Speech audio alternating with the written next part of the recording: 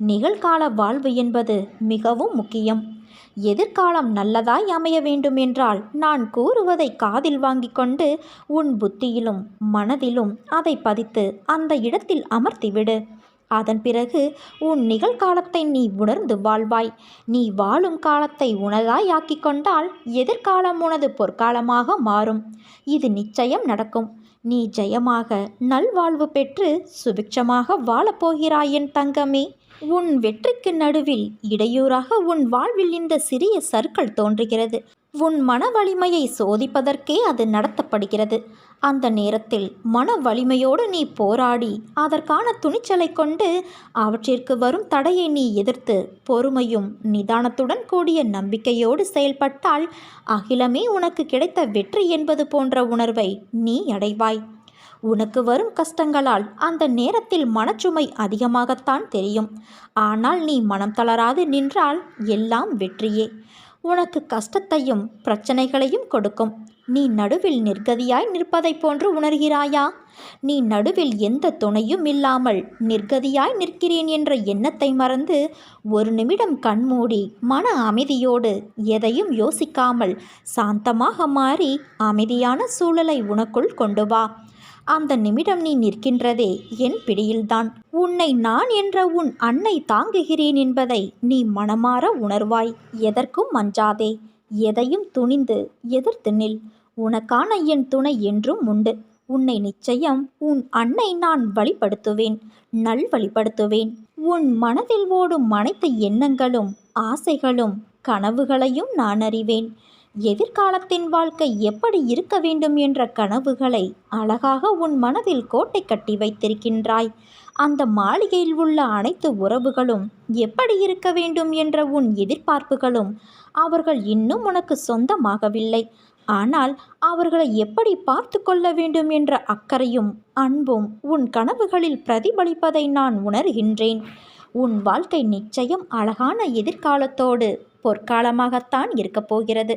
நீ எதற்கும் பயப்பட தேவையில்லை. நீ நினைத்தது போன்ற வாழ்க்கை உனக்கு கிடைக்கப் போகிறது என் தங்கமே. ஆனால் வாழ்க்கை கஷ்டங்கள் இல்லாமல் எப்படி இருக்கும்? பகல் இரவு என இருப்பது போல இன்பம் துன்பம் என்ற பக்கங்கள் உண்டு.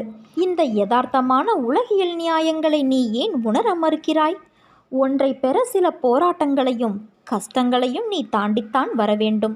உன் வாழ்க்கையில் நிம்மதியான சந்தோஷமான சூழ்நிலைகள் அமைய சில மேடுகள் இருக்கத்தான் செய்யும். அதை தாண்டி மனம் தளராது உழைத்து அதற்கான தகுதியை நீ வளர்த்து கொண்டால் நிச்சயம் வெற்றி பெற்று ஜெயிப்பாய். காகிதத்தின் பக்கங்கள் காற்றில் பறந்தால் பிடித்து விடலாம். மறுபடியும் தொடர தண்ணீரில் விழுந்தால் அதை உலர வைத்து பயன்படுத்தி விடலாம். இதுவே நெருப்பில் விழுந்தால் என்ன ஆகும்? அதைத்தான் உனக்கு நான் அறிவுரையாக கூறுகிறேன் அம்மா. ஆனாலும் சில சமயம் என்னையும் மீறிய பிரச்சனைகள் வரும்போது என் மனம் என்னையும் அறியாமல் சஞ்சலத்திற்கு உள்ளாகி கவலைப்பட வைக்கிறது என்கிறாயே. இந்த மானிட பிறவிகள் தங்களை சுதந்திரமானவர்கள் என நினைத்து கொண்டு சுகத்திற்காக இரவு பகலாக உழைக்கிறார்கள். ஆனால் அவர்கள் கஷ்டம் என்ற ஒன்றை மட்டுமே அறுவடை செய்கிறார்கள். இதுதான் விதி.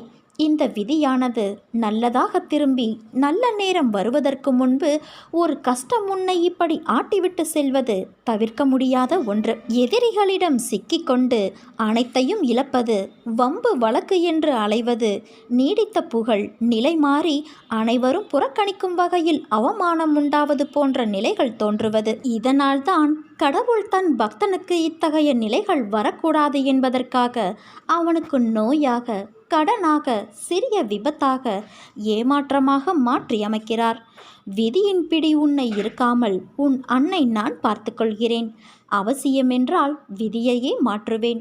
அது என் பக்தனின் நிலை, பக்தி, அவனது சேவை என்பதை பொறுத்து இருக்கும். வாழ்க்கையில் நீ போகும் பாதை, அவற்றிற்கு தேர்ந்தெடுக்கப்படும் வழிகளின் நோக்கம், அந்த பயணத்தின் முடிவு எப்படி இருக்க வேண்டும் என்பது ஏற்கனவே தீர்மானிக்கப்பட்டது.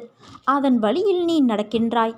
இவையெல்லாம் ஏற்கனவே தீர்மானிக்கப்பட்டது என்ற தோற்றம் என்று உனக்கு புரிகிறதோ அன்றே உன் வாழ்க்கைக்கான நோக்கம் எப்படிப்பட்டதாய் இருக்க வேண்டும் என உனக்கு புரிந்துவிடும். அதை நீ புரிந்து கொள்.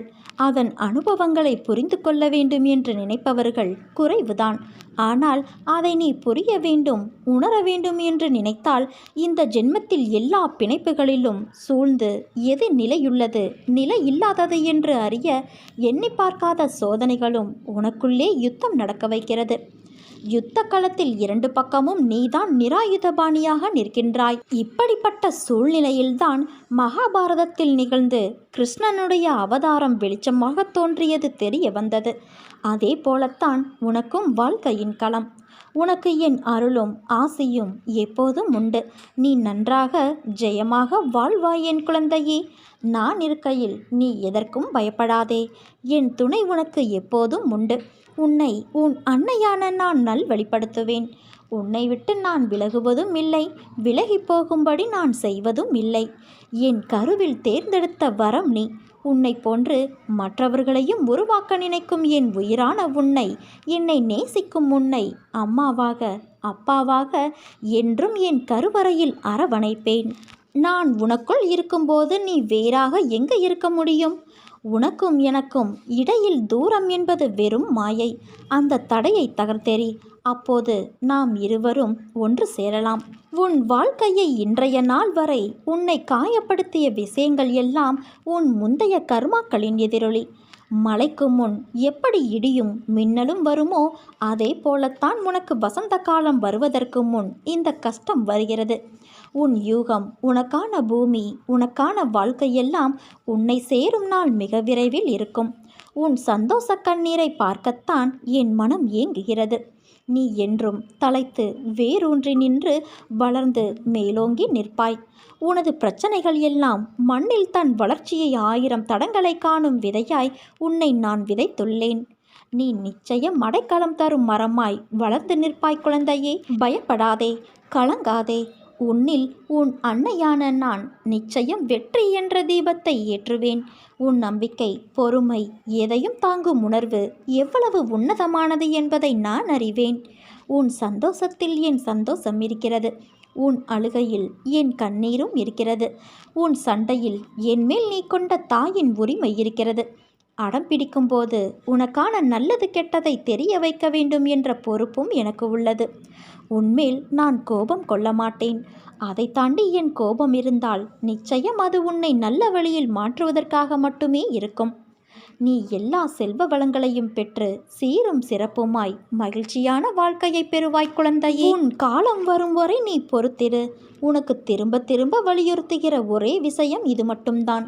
கஷ்டம் என்பது உனக்கு மட்டும் நிலையானது அல்ல. உலகில் பிறந்த எல்லோரும் பல சூழல்களில் அனுபவிக்கப்பட வேண்டிய ஒன்று அது. அதை வாழ்வில் சமாளிக்க தெரிந்தவர்கள் விதியை இறைவன் அருளால் மாற்றி வாழ்க்கையில் உயர்ந்தார்கள். இதனால்தான் நான் உன்னை கவலை கொள்ளாதே, இந்த நிலை நிச்சயமாக மாறும் என்று கூறுகிறேன். ஆனால் நீயோ அதை புரிந்து கொள்ளாமல் நம்பிக்கையின்றி எந்நேரமும் கவலைப்பட்டு கொண்டே இருக்கிறாய். பயந்து தளர்ந்து தன்னம்பிக்கை இழந்தவர்கள் தோற்று போவார்கள் குழந்தையே.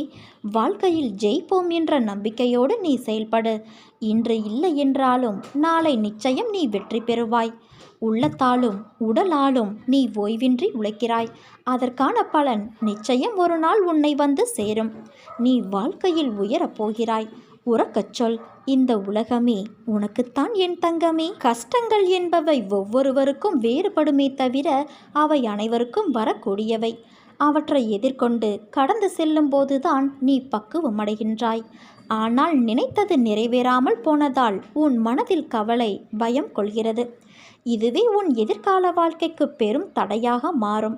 அதனால் சிந்தித்து செயல்படு.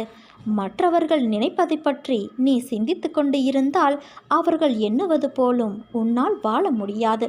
நீ விரும்பும் வாழ்க்கையையும் உன்னால் வாழ முடியாது. வாழ்க்கையில் நிமிர ஆசை இருந்தால் வளைந்து கொடுக்க கற்றுக்கொள். வில் வளைந்து கொடுக்காமல் அம்பு ஒருபோதும் இலக்கை எட்டாது. எதை பற்றியும் கவலைப்படாமல் உனக்கான வழியில் சென்று கொண்டே இரு. நீ வேண்டுவது நிச்சயம் நிறைவேறும். நம்பிக்கையோடு இரு. நல்லதே நடக்கும். அனைத்தும் உனக்கு எதிராக நடப்பது போல தோன்றலாம். ஆனால் இறுதியில் நான் அனைத்தையும் சரி செய்வேன். காத்திரு குழந்தையே. அனைத்தும் வெற்றியாய் அமைய உன் வராகித்தாய் நான் உனக்கு துணை இருப்பேன். ஒரு பொருள் கிடைக்காவிட்டால் ஏன் கிடைக்கவில்லை, எதற்காக கிடைக்கவில்லை என்று யோசித்துப்பார். உன் எதிர்காலத்தை ஒப்பிட்டு யோசித்துப்பார். உன் போல் இருந்தவர்களின் எதிர்காலம் இப்போது எப்படி இருக்கிறது என்பதை கேட்டு தெரிந்து கொண்டு யோசித்துப்பார். அப்போது காரண காரியம் உனக்கே புரியும். உன்னிடம் உள்ள பிரச்சனை உனக்கு தைரியம் கிடையாது, வைராக்கியம் கிடையாது. இருந்திருந்தால் உன் லட்சியத்தை நீ அடைய முயற்சி செய்திருப்பாய். ஆனால் உன் தோல்வியை நினைத்து தாழ்வு மனப்பான்மை அடைந்து அதிலிருந்து தப்பிக்க பிரச்சனைகளை வளர்த்து கொண்டாய். நீ சொன்னதை நான் கேட்க வேண்டும் என்று அடம் பிடிக்கிறாய் அல்லவா? நான் சொல்வதை நீ கொஞ்சம் காது கொடுத்து கேளேன். உன் எதிர்காலம் நன்றாக இருந்தால்தான் எனக்கு பெருமை. நீ வாழ்வாங்கு வாழ வேண்டும். நிச்சயம் வாழ்வாய்.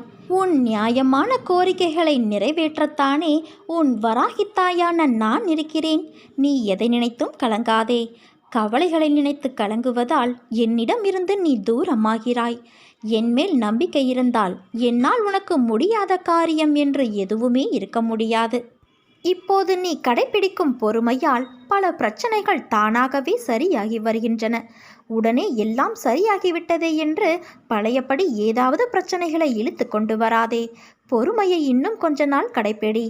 யாரிடம் எந்த எல்லையில் பழக வேண்டும் என்பதை மறந்து விடாதே. உன் கவனத்தை உனக்குள் ஒளிந்திருக்கும் திறமையில் செலுத்து. நீ நல்ல திறமைசாலிதான். ஆனால் அதை வெளிக்கொண்டு வர நீ ஏனோ முயற்சி செய்வது இல்லை. உன் திறமை வெளிப்படும் காலம் வந்து விட்டது. உன் திறமையை வெளிப்படுத்தி புகழும் செல்வாக்கும் நீ பெறப்போகிறாய். ஆனால் அப்போதும் நீ பொறுமையோடு இருக்க வேண்டும் என் தங்கமே. நீ நம்பிக்கையோடு இரு, நல்லதே நடக்கும்.